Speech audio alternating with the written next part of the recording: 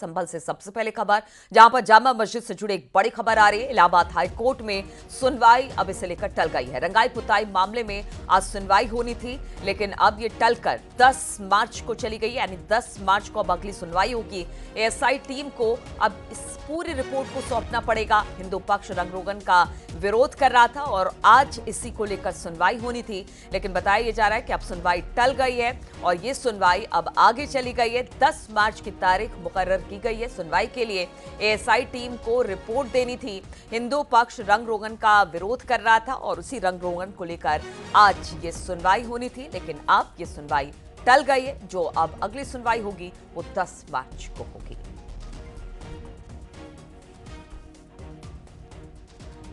तो आज दो मामले हैं, दोनों मामलों में सुनवाई होनी थी, लेकिन अब जो रंगाई पुताई का मामला है, जो इलाहाबाद हाईकोर्ट में जिस पर सुनवाई होनी थी, उस सुनवाई को टाल दिया गया है।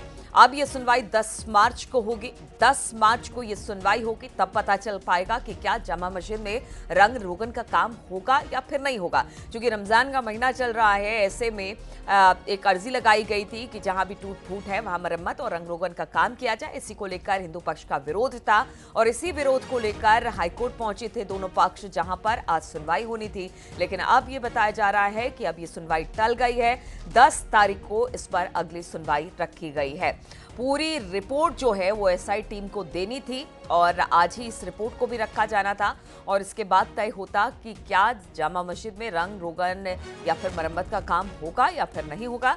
लेकिन अब ये जो सुनवाई है वो टल कर आगे बढ़ गई है। 10 मार्च को अब इस पर सुनवाई होगी।